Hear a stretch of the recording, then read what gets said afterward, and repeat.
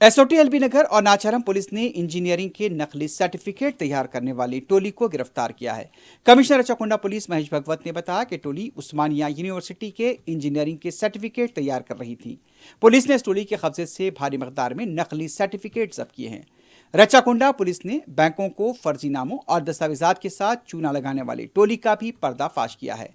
महेश भगवत ने बताया कि मलकाजगिरी एसओटी ने 5 अफराद को गिरफ्तार किया।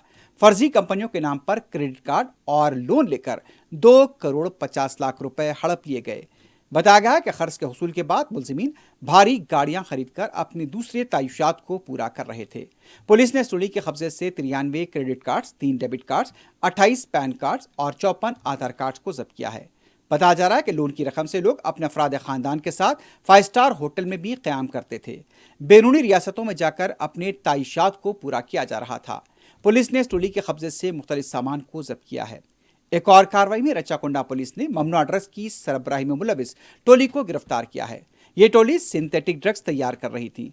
इस टोली के शहर के मुख्तलिफ पुलिस स्टेशन में कई केसेस दर्ज बताए गए हैं।